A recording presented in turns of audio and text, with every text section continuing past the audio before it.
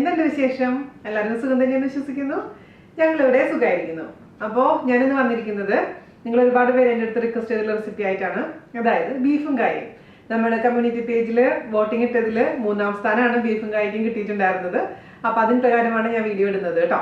അപ്പോൾ നമ്മുടെ വെജിറ്റേറിയൻ സബ്സ്ക്രൈബേഴ്സിന് ഒരുപാട് പേർക്ക് എന്നോട് പറയാറുണ്ട് എന്താണ് ഇപ്പോൾ നോൺ വെജ് മാത്രം ഇടുന്നതെന്ന്. ഒന്നുകൊണ്ടല്ല, നമ്മുടെ ക്രിസ്മസ് വരെയല്ലേ, അപ്പോൾ നോൺ വെജ് കുറച്ച് ഇട്ട് കഴിഞ്ഞാൽ പിന്നെ നമ്മുടെ ക്രിസ്ത്യൻ ഫ്രണ്ട്സിനൊക്കെ നോമ്പൊക്കെ കഴിഞ്ഞാൽ അവർക്കൊന്ന് ട്രൈ ചെയ്ത് നോക്കാം. അതിന് വേണ്ടിയിട്ടാണ് ഇടുന്നത്. നിങ്ങൾ വിഷമിക്കേണ്ട, തീർച്ചയായിട്ടും ഞാൻ വെജിറ്റേറിയൻ ഐറ്റംസ് തന്നെയാണ് ഈ കൊണ്ടുവരാൻ പോകുന്നത്. പിന്നെ നമ്മുടെ ഈ റെസിപ്പിയുടെ കാര്യം പറയുകയാണെന്നുണ്ടെങ്കിൽ എനിക്ക് ബീഫും ആയിട്ട് റെസിപ്പി തന്നത് ഗീത ചേച്ചിയാണ്. ഗീത ജോസ്, നമ്മുടെ കറിവേളിൻ്റെ അഡ്മിൻസിൽ ഒരാളാണ് ഗീത ചേച്ചി.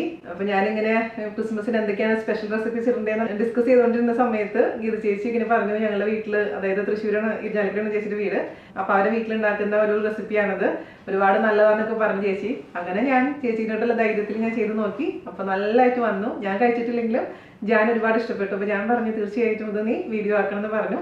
അപ്പോൾ ഗീത ചേച്ചി ഒരുപാട് താങ്ക്സ് ഉണ്ട്. അപ്പോൾ നിങ്ങൾ ട്രൈ ചെയ്ത് നോക്കുക, അതിനുശേഷം അഭിപ്രായം പറയാൻ മറക്കരുത്. അപ്പോൾ ഒട്ടും താമസിച്ചാണ് നമുക്ക് എങ്ങനെയാണ് ബീഫും കായും തയ്യാറാക്കാം എന്ന് നോക്കിയിട്ട് വരാം. ഓക്കെ, അപ്പോൾ നമുക്ക് ബീഫും കായും ഉണ്ടാക്കാൻ തുടങ്ങിയാലോ. അതിനുവേണ്ടി ഞാനിവിടെ 1 കിലോ ബീഫ് നന്നായി വാഷ് ചെയ്തിട്ട് ഡ്രെയിൻ ചെയ്തിട്ട് വെച്ചിട്ടുണ്ട്. അതായത് വെള്ളമൊന്നും ഇല്ലാണ്ട് മാറ്റി വെച്ചിട്ടുണ്ട്. ഇപ്പം ഞാനിവിടെ എല്ലോട് കൂടിയുള്ള ബീഫാണ് ഉപയോഗിക്കുന്നത്. കാരണം എല്ലോട് കൂടിയുള്ള ബീഫിനാണ് കുറച്ചും കൂടി ടേസ്റ്റ് എന്നാണ് പറയപ്പെടുന്നത് കേട്ടോ. ഇതിപ്പോൾ ഇന്ത്യൻ ബീഫാണ്. എൻ്റെ വീടിൻ്റെ അടുത്തുള്ള ഗ്രോസറിയിൽ നിന്ന് വാങ്ങിച്ചിട്ടുള്ള ബീഫാണ്, ലുലുന്ന് വാങ്ങിച്ചിട്ടുള്ളതല്ല. കാരണം ഒരുപാട് പേര് എൻ്റെ അടുത്ത് ചോദിക്കാറുണ്ട്. അപ്പോൾ നമുക്ക് ബീഫ് മാറ്റി വെക്കാം. അപ്പോൾ ആദ്യം തന്നെ നമുക്ക് ഈ മസാല റെഡിയാക്കാൻ വേണ്ടിയിട്ട് ഇത് നമ്മൾ മുളക് പൊടിയും മല്ലിപ്പൊടിയും ഒക്കെ ഒന്ന് ചൂടാക്കണം. അതിൻ്റെ പച്ചമണമൊക്കെ ഒന്ന് മാറ്റണം. അപ്പോൾ അതിന് വേണ്ടി നമുക്ക് ആദ്യം തന്നെ ഒരു ഫ്രൈയിങ് പാനിലോട്ട് നല്ല മുളക് പൊടി, അതായത് നമ്മുടെ വറ്റൽമുളകിൻ്റെ പൊടി, എരിവുള്ള മുളക് പൊടി 1 ടേബിൾ സ്പൂൺ ഇട്ട് കൊടുക്കാം. അതുപോലെ തന്നെ ഒരു കളറ് കിട്ടാൻ വേണ്ടിയിട്ട് കാശ്മീരി മുളക് പൊടി 1/2 ടേബിൾ സ്പൂൺ. ഇപ്പോൾ കാശ്മീരി മുളക് പൊടി ഇല്ലെങ്കിൽ കുഴപ്പമൊന്നുമില്ല, നമുക്ക് മുളക് പൊടി, നല്ല മുളക് പൊടി മാത്രം ചേർത്താൽ മതി. അപ്പോൾ അങ്ങനെ 1/4 ടേബിൾ സ്പൂൺ മുളക് പൊടി ഇടാം. പിന്നെ നമുക്ക് ഇതിലേക്ക് ചേർത്ത് കൊടുക്കേണ്ടത് 1/4 ടേബിൾ സ്പൂൺ മല്ലിപ്പൊടി. മല്ലിപ്പൊടി ഒരുപാട് വേണ്ട.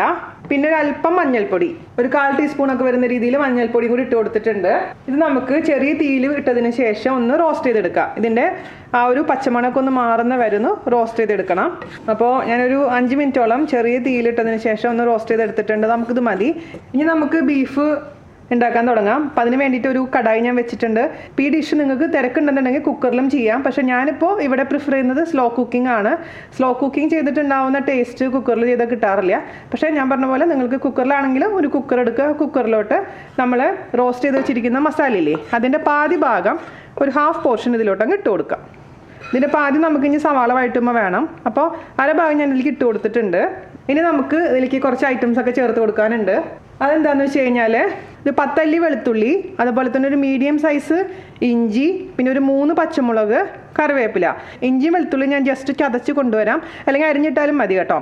അപ്പോൾ ആദ്യം തന്നെ നമുക്ക് കറിവേപ്പില ഇട്ട് കൊടുക്കാം. എന്നിട്ട് ഞാൻ ഈ ഇഞ്ചിയും വെളുത്തുള്ളിയും ചതച്ച് കൊണ്ടുവരട്ടെ കേട്ടോ. ഓക്കെ, അപ്പോൾ അതേ ചതച്ചെടുത്ത് കൊണ്ടുവന്നിട്ടുണ്ട്. നമുക്ക് ഇഞ്ചിയും വെളുത്തുള്ളിയും ഇട്ട് കൊടുക്കാം. വെളുത്തുള്ളി എപ്പോഴും കൂടുതൽ, ഇഞ്ചി കുറച്ച് കുറവും വേണം കേട്ടോ, അത് ശ്രദ്ധിക്കണം.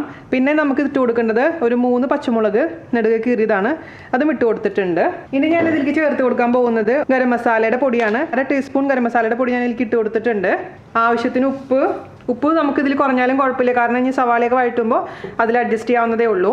ആദ്യമേ തന്നെ ഉപ്പ് ഒരുപാട് ഇടണ്ട. ഇനി നമുക്കിതിലോട്ട് ബീഫിൻ്റെ പീസ് ഇട്ട് കൊടുക്കാം. കായ നമ്മൾ ഇത് 3/4 ഭാഗം വെന്തതിന് ശേഷം മാത്രം ഇട്ട് കൊടുക്കാറുള്ളൂ. അപ്പോൾ ബീഫ് ആദ്യം ഇട്ട് കൊടുക്കാം കേട്ടോ. ഞാനിപ്പോൾ ഇവിടെ ബീഫ് വളരെ ചെറിയ കഷ്ണങ്ങളായിട്ടാണ് മുറിച്ചിരിക്കുന്നത്. നിങ്ങൾക്ക് വേണമെന്നുണ്ടെങ്കിൽ വലുതാക്കി മുറിക്കാം. എന്നിട്ട് നമുക്ക് ഇതെല്ലാം കൂടി അങ്ങ് മിക്സ് ചെയ്ത് കൊടുക്കാം. കുക്കറിലാണെങ്കിൽ കുക്കറിൽ മിക്സ് ചെയ്ത് കൊടുക്കുക. അപ്പോൾ ഓരോ സ്ഥലത്ത് കിട്ടുന്ന ബീഫ് അനുസരിച്ച് വിസിലിൻ്റെ എണ്ണത്തിൽ വ്യത്യാസം വരും. അപ്പോൾ നാട്ടിലൊക്കെ ആണെന്നുണ്ടെങ്കിൽ എനിക്ക് തോന്നുന്നു കൂടുതൽ വിസിൽ വേണ്ടി വരും.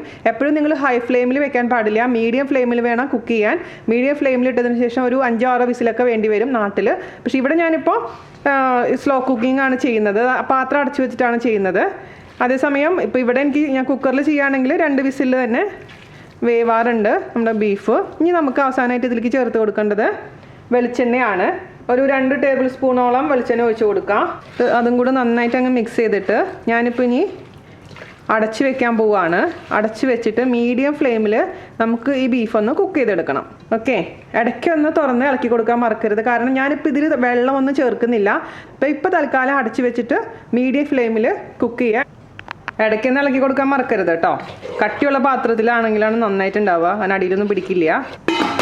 നമ്മൾ ഇടയ്ക്കിടയ്ക്ക് തുറന്ന് നോക്കി അടയ്ക്കുന്നുണ്ടായിരുന്നു കേട്ടോ. അപ്പോൾ നിങ്ങൾക്ക് ഈ തുറന്ന് നോക്കുന്ന സമയത്ത് വെള്ളം വറ്റിയിട്ടുണ്ട് തോന്നുകയാണെങ്കിൽ അതിലോട്ട് ചൂടുവെള്ളം ഒഴിച്ചു കൊടുക്കാൻ മറക്കരുത്, ഒരിക്കലും പച്ചവെള്ളം ഒഴിക്കാൻ പാടില്ല. അപ്പോൾ ഞാനിപ്പോൾ ഇതിൻ്റെ വേവ് നോക്കിയപ്പോൾ 3/4 ഭാഗം വെന്തിട്ടുണ്ട് നമ്മുടെ ബീഫ്. ഇതിലോട്ട് നമുക്ക് കായ ചേർത്ത് കൊടുക്കണം. ഞാനിപ്പോൾ ഇവിടെ ഒരു 1.5 കായാണ് ചേർക്കാൻ പോകുന്നത്. അപ്പോൾ ഈ ഒരു സൈസിലുള്ള ഒരു 1.5 കായ ഒരു മീഡിയം സൈസ് കഷ്ണങ്ങളായിട്ട് നുറുക്കിയിട്ട് വാഷ് ചെയ്ത് ഇതിലിട്ട് കൊടുക്കാം കേട്ടോ. അപ്പോൾ നമുക്ക് കായ ഇട്ട് കൊടുക്കാം, നന്നായി മിക്സ് ചെയ്ത് കൊടുക്കാം. ഇനി നമുക്ക് ഇതിൽ ഇച്ചിരി വെള്ളം കുറവാണ്, ഞാനിപ്പോൾ ഇതിലേക്ക് കുറച്ച് ചൂടുവെള്ളം ഒഴിച്ച് കൊടുക്കാൻ പോവുകയാണ്. അതിനുശേഷം അടച്ചു വെച്ചിട്ട് വീണ്ടും ഈ കായ നന്നായിട്ട് കുക്കാവണ വരെ വേവിച്ചെടുക്കുക കേട്ടോ. 1/2 കപ്പോളം വെള്ളം ഒഴിച്ച് കൊടുത്തിട്ടുണ്ട്. ചൂടുവെള്ളം ഒഴിക്കണം, പച്ചവെള്ളം ഒഴിക്കാൻ പാടില്ല. ഇപ്പം നിങ്ങൾ കുക്കറിലാണ് കുക്ക് ചെയ്യുന്നുണ്ടെങ്കിൽ ഒരു 3/4 ഭാഗം വെന്തതിന് ശേഷം ഇതുപോലെ ഈ പറഞ്ഞ പോലെ തന്നെ എന്ത് ചെയ്യണം, കായയും കൂടി ഇട്ടിട്ട് ഒരു വിസിലടിച്ചാൽ മതി. എന്നിട്ട് നമുക്കിത് അടച്ചു വെച്ചിട്ട് അങ്ങ് കുക്ക് ചെയ്യാം. വെന്തിട്ടുണ്ട് കേട്ടോ. സ്ലോ കുക്കിംഗ് ആയതുകൊണ്ട് 1 മണിക്കൂർ എടുത്തിട്ടുണ്ട്. അതേസമയം നിങ്ങൾക്കിപ്പോൾ കുക്കറിലാണെന്നുണ്ടെങ്കിൽ പെട്ടെന്ന് തന്നെ കുക്കായി കിട്ടും. അപ്പോൾ എന്താണ് സൗകര്യം അതുപോലെ ചെയ്തോളൂ. നമുക്കിനി ഇത് മാറ്റി വയ്ക്കാം, ഇനി ബാക്കി പ്രൊസീജിയർ ചെയ്യാം. അപ്പോൾ നമ്മുടെ ബീഫും കായയും ഓൾറെഡി കുക്കായിട്ടുണ്ട്, അത് മാറ്റി വെച്ചിട്ടുണ്ട്. നമുക്കിനി ഇതിലോട്ട് കുറച്ച് സവാളയും ഒക്കെ വഴറ്റിയെടുക്കണം. അതിന് വേണ്ടിയിട്ട് ഒരു കടായി അടുപ്പത്ത് വെക്കുക. അതിലോട്ട് നമുക്ക് വെളിച്ചെണ്ണ ഒഴിച്ച് കൊടുക്കണം. നമുക്ക് ഈ വെളിച്ചെണ്ണയിലോട്ട് 2 സവാള, 2 മീഡിയം സൈസ് സവാളയാണ് എടുത്തിരിക്കുന്നത്. അത് നൈസാക്കി അരിഞ്ഞത് ഇട്ട് കൊടുക്കാം. അതുപോലെ തന്നെ ഞാനൊരു 15 ചെറിയുള്ളി എടുത്തിട്ടുണ്ട്. ചെറിയുള്ളി നിർബന്ധമൊന്നുമില്ല കേട്ടോ, പക്ഷേ ചെറിയുള്ളി ഉണ്ടെങ്കിൽ ടേസ്റ്റ് കുറച്ചും കൂടെ കൂടും. അപ്പോൾ ഒരു 15 ചെറിയുള്ളി 2 കഷ്ണമാക്കിയിട്ട് മുറിച്ചത് ഇട്ട് കൊടുത്തിട്ടുണ്ട്. നമുക്ക് ഇതിലേക്ക് കുറച്ച് ഉപ്പ് ചേർത്ത് കൊടുക്കാം. ഇനി ഇത് നമുക്ക് നല്ല ഗോൾഡൻ കളർ ആവുന്ന വരെ അങ്ങ് വഴറ്റി കൊടുക്കാം. നമ്മുടെ ചെറിയുള്ളിയും സവാളയും നന്നായി ചെറിയൊരു ഗോൾഡൻ കളർ ആയിട്ടുണ്ട്. നമുക്ക് അതിലോട്ട് ബാക്കിയുള്ള മുളക് പൊടിയും മഞ്ഞൾപ്പൊടിയും വറുത്ത് വെച്ചിട്ടുണ്ടായിരുന്നില്ല, അത് ചേർത്ത് കൊടുക്കാം. അത് വഴറ്റി കൊടുക്കാം. അത് ഓൾറെഡി ചൂടാക്കിയിട്ടുള്ളതാണ്, ഇനിയിപ്പോൾ അധികം സമയം എടുക്കണ്ട. എന്നിട്ട് അതിലോട്ട് നമുക്ക് തക്കാളി അരിഞ്ഞിടാം. ഞാനിപ്പോൾ ഒരു 1.5 തക്കാളിയാണ് ചേർക്കാൻ പോകുന്നത് ഈ 1/2 കിലോ ബീഫിലോട്ട്. അപ്പോൾ നല്ല പഴുത്ത തക്കാളി ആയിരിക്കും, പ്രത്യേകിച്ച് ശ്രദ്ധിക്കുക. 1.5 തക്കാളി ഇടുക. തക്കാളി എപ്പോഴും ഇടുമ്പോൾ ഈ മിഡിലത്തെ ആ നടുവിലത്തെ ഭാഗം ഇടാൻ പാടില്ല. ഞാൻ എപ്പോഴും കട്ട് ചെയ്തിട്ടാണ് ഇടാറുള്ളത്. ഞാനത് നിങ്ങളോട് ഇടയ്ക്ക് പറയാറുണ്ട്, ഇടയ്ക്ക് പറയാറില്ല. പക്ഷേ നമ്മളെപ്പോഴും അങ്ങനെ ഇടണം. ഈവൻ സവാളയാണെങ്കിലും ആ മിഡിൽ പോർഷൻ ഇടാൻ പാടില്ല കേട്ടോ. അപ്പോൾ 1.5 തക്കാളി കട്ട് ചെയ്തിട്ട് കൊടുക്കുക.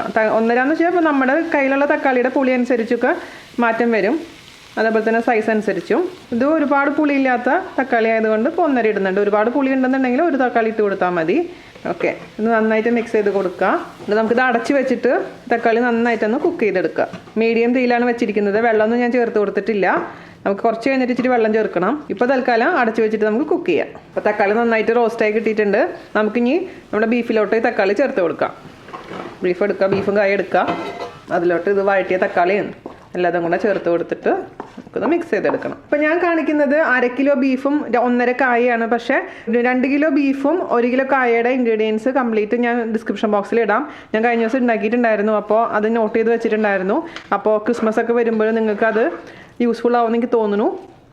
നന്നായിട്ട് അങ്ങ് മിക്സ് ചെയ്ത് കൊടുക്കുക. ഇനി നമുക്ക് വീണ്ടും ഒന്ന് കുറച്ച് നേരം കൂടെ ഇട്ടിട്ട് ഒന്ന് നന്നായിട്ട് അങ്ങ് കുക്ക് ചെയ്തെടുക്കണം. കാരണം ഇതെല്ലാം കൂടി ഇതിലോട്ട് പിടിക്കണം. ഒരു ഇച്ചിരി വെള്ളത്തിൻ്റെ കുറവുണ്ട്, നമുക്ക് കുറച്ച് വെള്ളം കൂടെ ഒഴിച്ചു കൊടുക്കണം. എന്നാലാണ് അങ്ങ് പെരണ്ടിരിക്കുകയുള്ളൂ. വെള്ളം നിങ്ങൾ അതിനനുസരിച്ച് ഒഴിച്ചു കൊടുക്കണം കേട്ടോ. നിങ്ങൾക്കിപ്പോൾ ചാറ് പോലെ വേണമെന്നുണ്ടെങ്കിൽ വെള്ളത്തിൻ്റെ അളവ് കൂട്ടി കൊടുക്കാം. ഞാനിപ്പോൾ ഇത് പെരട്ടി എടുക്കുകയാണ്, അപ്പോൾ അതുകൊണ്ട് ഒരുപാട് വെള്ളം ഒഴിക്കേണ്ട ആവശ്യമില്ല. എന്നാലും അത്യാവശ്യം കുറച്ച് വെള്ളം ഒഴിച്ചിട്ട് നന്നായിട്ടങ്ങ് തിളപ്പിച്ചിട്ട് എടുക്കണം. അപ്പോഴാണ് ആ കായയും മസാലയും ബീഫും എല്ലാം കൂടി അങ്ങ് യോജിക്കുകയുള്ളൂ കേട്ടോ. മീഡിയം ഫ്ലെയിമിലിട്ടതിന് ശേഷം നമുക്കിതൊന്ന് വീണ്ടും ഒന്ന് വറ്റിച്ചെടുക്കാം. അപ്പോൾ നിങ്ങൾക്ക് സമയം ഉണ്ടെന്നുണ്ടെങ്കിൽ എപ്പോഴും സ്ലോ കുക്കിംഗ് ആണ് നല്ലത്. ഇതുപോലെ കട്ടിയുള്ള പാത്രത്തിൽ വെച്ചിട്ട് കുക്ക് ചെയ്യുക. ഇപ്പോൾ ബാച്ചിലേഴ്സിന് അതുപോലെ തന്നെ ജോലിക്ക് പോകുന്ന ആൾക്കാർക്കൊക്കെ ഇപ്പോൾ നമുക്ക് സ്ലോ കുക്കിംഗ് പറയാൻ പറ്റില്ല. അപ്പോൾ അവർ കുക്കറിൽ ചെയ്യട്ടെ. അതേസമയം വീട്ടമ്മമാർക്കൊക്കെ സമയം ഉണ്ടെന്നുണ്ടെങ്കിൽ ഇതുപോലെ നിങ്ങളൊരു ദിവസം ഉണ്ടാക്കി നോക്കൂ സ്ലോ കുക്കിംഗ്. അപ്പോഴാണ് അതിൻ്റെ വ്യത്യാസം മനസ്സിലാക്കാൻ പറ്റുള്ളൂ. അവസാനം ഞാൻ ചെയ്യാൻ പോകുന്ന ഉള്ളി കാച്ചുന്ന പരിപാടിയാണ്. അപ്പോൾ ചിലവർ ഉള്ളി കാച്ചും, ചിലവർ കടുകും കറിവേപ്പിലയും വറ്റൽമുളകാണ് കാച്ചി ഒഴിക്കാറുള്ളത്. നിങ്ങൾക്ക് എന്താണ് സൗകര്യം തോന്നുന്നത് അതുപോലെ ചെയ്യുക. പക്ഷേ ഉള്ളി കാച്ചുമ്പോഴാണ് ആ പെർഫെക്റ്റ് ടേസ്റ്റ് വരിക. അപ്പോൾ നിങ്ങൾക്ക് കായ അല്ലാന്നുണ്ടെങ്കിൽ ഇതിൽ കൂർക്കയും ആഡ് ചെയ്യാവുന്നതേ ഉള്ളൂ. കൂർക്കയും ബീഫ് ഇടുമ്പോൾ വേറൊരു ടേസ്റ്റാണ്. അതേസമയം കായയും ബീഫും വരുമ്പോൾ അതിൻ്റെതായ ടേസ്റ്റ്. അപ്പോൾ എന്താണ് നിങ്ങളുടെ കയ്യിലുള്ളത് അത് ഇടുക. അപ്പോൾ അത് ഞാൻ ഓഫ് ചെയ്യണം കേട്ടോ. മതി. ഇനി ഇരിക്കുമ്പോൾ കുറച്ചും കൂടെ ഒന്ന് ഡ്രൈ ആയിട്ട് മാറും. ഓവറായി ഡ്രൈ ആയി കഴിഞ്ഞാൽ നന്നായിട്ടാവില്ല. അപ്പോൾ നിങ്ങൾക്ക് എത്രമാത്രം ചാറ് വേണം അതിനനുസരിച്ച് വേണം നമ്മൾ ഇതിൽ ചേർക്കേണ്ട വെള്ളത്തിൻ്റെ അളവ് തീരുമാനിക്കേണ്ട എപ്പോഴും ശ്രദ്ധിക്കുക. ഞാനിപ്പോൾ ഇത് കുഴഞ്ഞിരിക്കുന്ന പരിവായതുകൊണ്ട് ഈ സമയത്ത് ഓഫ് ചെയ്തിട്ടുണ്ട്. നമുക്കിനി ഇതിലോട്ട് ഉള്ളി കാച്ചി ഒഴിക്കണം കേട്ടോ. അപ്പോൾ നമുക്കിനി ഇതിലേക്ക് ബീഫിലേക്ക് ഉള്ളി കാച്ചാൻ വേണ്ടിയിട്ട് ഒരു പാത്രം വെച്ചിട്ടുണ്ട്. അതിലോട്ട് നമുക്ക് വെളിച്ചെണ്ണ ഒഴിച്ച് കൊടുക്കാം. നാടൻ റെസിപ്പി ആയതുകൊണ്ട് വെളിച്ചെണ്ണയാണ് കേട്ടോ ഞാൻ പ്രിഫർ ചെയ്യുന്നത്. പിന്നെ ഇതൊക്കെ ഉണ്ടാക്കുമ്പോൾ കുറച്ച് വെളിച്ചെണ്ണ ഉണ്ടെങ്കിൽ ടേസ്റ്റ് ഉണ്ടാവുള്ളൂ. നമ്മൾ വിചാരിക്കുന്ന ടേസ്റ്റ് കിട്ടണമെങ്കിൽ കുറച്ച് വെളിച്ചെണ്ണയൊക്കെ വേണം. ഇപ്പോൾ ഹെൽത്ത് കോൺഷ്യസ് ഒക്കെ ആണെന്നുണ്ടെങ്കിൽ നിങ്ങൾ കുറച്ച് വെളിച്ചെണ്ണയിൽ ഉണ്ടാക്കിക്കോളൂ. എണ്ണ ഒന്ന് ചൂടാവട്ടെ. എണ്ണയിലോട്ട് നമുക്ക് ചെറിയുള്ളി ഒരു 6 ചെറിയുള്ളി എടുത്തിട്ടുണ്ട്. വളരെ നൈസാക്കി അരിഞ്ഞത് ഇട്ട് കൊടുക്കുക. ചെറിയുള്ളി അത്യാവശ്യം വേണം, എന്നാലാണ് ടേസ്റ്റ് ഉണ്ടാവുക കേട്ടോ. അപ്പോൾ നമുക്കിത് ബ്രൗൺ ഷെയ്ഡ് ആവുന്ന വരെ ഒന്ന് ഫ്രൈ ചെയ്തുകൊണ്ടിരിക്കുക. നമ്മുടെ ചെറിയുള്ളി മൂത്തിട്ടുണ്ട്. അതിലോട്ട് നമുക്ക് കുറച്ച് കറിവേപ്പില ഇട്ട് കൊടുക്കാം കേട്ടോ. ഓഫ് ചെയ്യുക. നമുക്ക് നമ്മുടെ ബീഫിലോട്ട് ഇട്ട് കൊടുക്കാം. ആ പാത്രത്തിലേക്ക് കുറച്ച് ബീഫ് ഇട്ടിട്ട് മിക്സ് ചെയ്തെടുക്കാം. അപ്പോൾ ഉള്ളിയെല്ലാം കംപ്ലീറ്റ് പാത്രത്തിലോട്ട് പോന്നോളും. അപ്പോൾ നമുക്കെല്ലാം കൂടി അങ്ങ് മിക്സ് ചെയ്ത് കൊടുക്കാം. ബീഫ് വന്നപ്പോൾ ലേറ്റായി, അപ്പോൾ ഉണ്ടാക്കി വന്നപ്പോൾ വൈകുന്നേരം ആയി സത്യം പറയുന്നത്. ഓക്കെ, എല്ലാം കൂടി മിക്സ് ചെയ്തിട്ടുണ്ട്.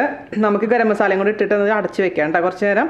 ഇപ്പോൾ ജാൻ വരാണ്ട് ഉപ്പിൻ്റെ കാര്യം അറിയില്ല, ബാക്കിയൊക്കെ കറക്റ്റാണെന്ന് എനിക്ക് നല്ല ഉറപ്പുണ്ട്. ഉപ്പും കറക്റ്റ് തന്നെയാണ്. ആ സ്മെല്ല് വരുമ്പോൾ നമുക്ക് ഫീൽ ചെയ്യുന്നുണ്ട്. ഇപ്പോൾ കുറച്ച് ഗരം മസാല ഇട്ട് കൊടുക്കാം. പിന്നെ ഗരം മസാല ഒരുപാടൊന്നും കൂടണ്ട കേട്ടോ. മസാല കൂടിക്കഴിഞ്ഞാലും നമ്മുടെ ഒരു തനതായ ടേസ്റ്റ് കിട്ടില്ല. അപ്പോൾ 1/2 ടീസ്പൂൺ ഗരം മസാല ഞാൻ ഇട്ട് കൊടുത്തിട്ടുണ്ട്. മിക്സ് ചെയ്ത് കൊടുക്കുക. ഓക്കെ, അടച്ച് വയ്ക്കുക. ഒരു 10 മിനിറ്റ് അടച്ച് വയ്ക്കുക. അതിന് ശേഷം നമുക്ക് സെർവ് ചെയ്യാം. 10 മിനിറ്റ് കഴിഞ്ഞിട്ടുണ്ട്. ഞാൻ നിങ്ങൾക്ക് ആ ഒരു കൺസിസ്റ്റൻസി കാണിച്ചു തരാം. കണ്ടില്ലേ, ഈ കായയുടെ കഷ്ണത്തിലും നല്ല ബീഫ് നന്നായി വെന്തുന്ന് ഉറപ്പ് വരുത്തണം കേട്ടോ. എല്ലാം മസാലയൊക്കെ ഇങ്ങനെ പരണ്ടിരിക്കുന്ന ഒരു അവസ്ഥയാണ്. ഈ ഒരു പരിപാടി ഇപ്പോഴാണ് ഞാൻ എടുത്തിരിക്കുന്നത്. അതേസമയം നിങ്ങൾക്ക് കുറച്ചും കൂടെ ഡ്രൈ ആക്കണമെങ്കിൽ ഡ്രൈ ആക്കാം. അതല്ലാന്നുണ്ടെങ്കിൽ കുറച്ചും കൂടെ എന്താ പറയുക, ഗ്രേവി ആക്കണമെന്നുണ്ടെങ്കിൽ ഗ്രേവി ആക്കി എടുക്കാം. അപ്പോൾ അതൊക്കെ നിങ്ങളുടെ സൗകര്യം പോലെ ചെയ്യാം. അപ്പോൾ ഇത്രയുള്ള പരിപാടി നമ്മുടെ ഈസി പീസി ആയിട്ടുള്ള ടേസ്റ്റി ആയിട്ടുള്ള ക്രിസ്മസ് സ്പെഷ്യൽ ബീഫ് ആൻഡ് കായ. അപ്പോൾ ഞാൻ പറഞ്ഞ പോലെ തന്നെ കായ ഇല്ലാന്നുണ്ടെങ്കിൽ നിങ്ങൾക്ക് ഇതിൽ എന്തുപയോഗിക്കാം, കൂർക്കയും ഉപയോഗിക്കാം. ഓക്കെ, അപ്പോൾ ഗീ ചേച്ചി സ്പെഷ്യൽ താങ്ക് യു. അടിപൊളിയായിട്ടുണ്ട്. ജാൻ സർട്ടിഫിക്കറ്റ് എന്നുള്ള റെസിപ്പിയാണിത്. ഞാനന്ന് സുദീപിൻ്റെ വീട്ടിൽ പോയി ഉണ്ടാക്കി കൊണ്ടുപോയിട്ടുണ്ടായിരുന്നു. അവരും അടിപൊളിയെന്ന് പറഞ്ഞിട്ടുണ്ടായിരുന്നു. അപ്പോൾ എല്ലാവരും ട്രൈ ചെയ്ത് നോക്കുക. അതിനുശേഷം അഭിപ്രായം പറയാൻ മറക്കരുത്. അപ്പോൾ അടുത്ത അടിപൊളിയായിട്ടുള്ള റെസിപ്പി ആയിട്ട് വരുന്നവരെ നന്ദി, നമസ്കാരം, താങ്ക് യു. എന്താ ജാന ആരെ കൂട്ടുകാര് കെട്ടിപ്പിടിച്ചിരിക്കാൻ വേണ്ടിട്ട് തണുപ്പ് കാലൊക്കെ അല്ലേ. അയ്യോ, നല്ല മുഖച്ചായി. ഒരു നായക്കുട്ടിക്കൊക്കെ പോലെ തോണ്ടി പിടിച്ചിരിക്കാൻ. പിന്നെ ഇവിടെ ഉറക്കം വന്നാൽ ഇങ്ങനെ കാലെടുത്തതിന്റെ മുകളിൽ വയ്ക്കുക, തലോട് വയ്ക്കുക, എടുത്തോളും. തലണയായിട്ട് ഉപയോഗിക്കാം, കെട്ടിപ്പിടിക്കാൻ ഉപയോഗിക്കാം. പിന്നെ ഹാൻഡ് റെസ്റ്റ് ആയിട്ട് യൂസ് ചെയ്യാം, ഹെഡ് റെസ്റ്റ് ആയിട്ട് യൂസ് ചെയ്യാം. പാവം ആട്ടുംകുട്ടി, ഷീപ്പ് അല്ലേ. ഇതിനെ വെച്ച് കാർട്ടൂൺ പിടിക്കാൻ. കാർട്ടൂൺ ഓൾറെഡി ഉള്ളതല്ലേ. ഷോൺ ദ ഷീപ്പ് എന്റെ ഫേവറേറ്റ് ആണ്. എനിക്ക് ഇതിനല്ല ഇഷ്ടം, ഇതിന്റെ ഷോൺ. മെല്ലിയാനല്ലേ, മെല്ലിയത് കൊള്ളൂലേ, കാണാൻ കൊള്ളില്ല. പക്ഷെ അത് ഭയങ്കര കൊള്ളൂല എന്നല്ല, ഇങ്ങനെ ഹെഡ് റെസ്റ്റ് ആയിട്ട് യൂസ് ചെയ്യാൻ കൊള്ളൂല. മെലിഞ്ഞവർ ഇഷ്ടമല്ല എന്ന് പറയുന്നു. കുറച്ച് തടിയുള്ള ഷീപ്പല്ലേ, മെലിഞ്ഞവർ ഇഷ്ടമല്ല എന്നല്ല. മനസ്സിലായി.